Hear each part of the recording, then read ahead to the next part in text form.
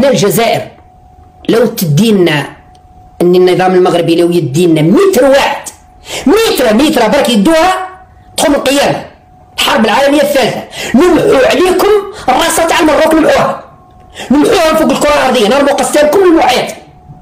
متر واحده تدوها لنا نحرقوا بكم الكره الارضيه.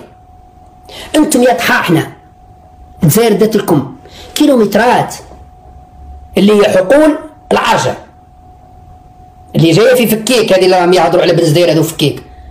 ارضنا يعني ما ديناها لكمش، هي ارضنا داخله في الخريطه تاعنا، لكن احنا كنا سامحين للفلاحين المغاربه يجوا يفلحوا فيها ويروحوا يرجعوا للمغرب، لانهم ما يسكنوش فيها، يجوا فقط يفلحوا ويرجعوا للمغرب.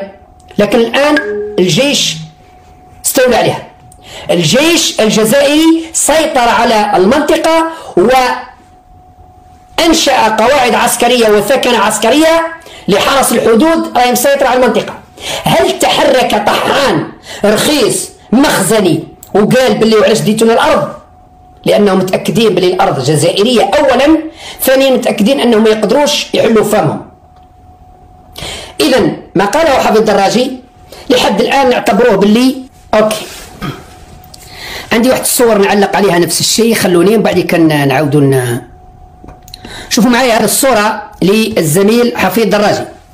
حفيظ الدراجي نزل خريطه من وقت الاستعمار الفرنسي اللي هي خريطه فرنسيه من 1805، وتبين شمال غرب افريقيا. شمال غرب افريقيا مثل ما رانا نشوفوا فيها هذه الجزائر والمغرب بحدود صغيره، يعني الجزائر كانت تمتد الى المحيط، وهذا الشيء اللي رانا رايحين نديروه ان شاء الله نوصلوا للمحيط.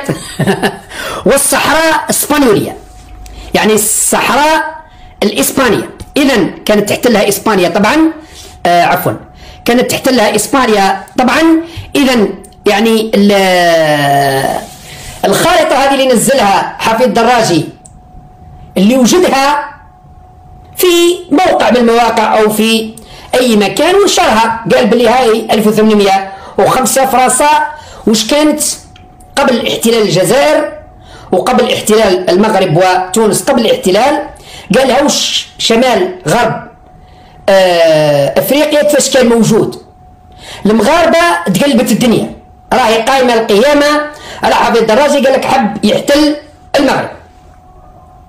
حفيظ ما قالش نحتلوا، قال هاي الخريطه اللي من الخرائط الفرنسيه من 1805 دوك صحيحه ماهيش صحيحه الله اعلم.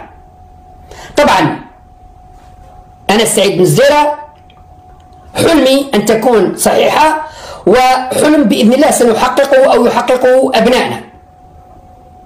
هذا هو الخريطه تاع الجزائر الحقيقيه، لانه وحنا رانا ضاربين حمادين وش عطاتنا كما يقولوا الناس، وش عطانا القسمه تاع الاستعمار والزهر ورانا ضاربيننا. ولكن المغاربه المخازنيه اللي طامعين في اراضي جزائريه وهما حنا مش قادرين يحميو سبته ومليله، ومش قادرين يحميو مزارع وحقول فكيك، حقول العرجه، بساتين العرجه اللي هي جزائريه، وكنا سامحين لهم فيها بعض الايام وبعض السنوات، كانوا زايرين فيها بطاطا وخرشف وكابويا والتمر وكذا، كنا ضاربين.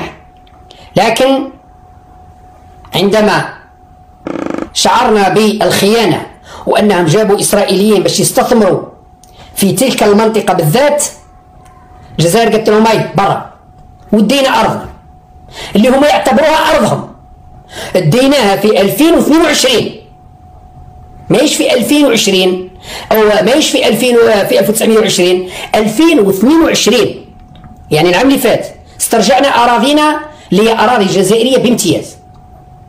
وما كانش طحان رخيص مخزني مروكي حل فمه، يعني بحكي لك لا بصح ما يقدروش يحلوا فمهم. والله قال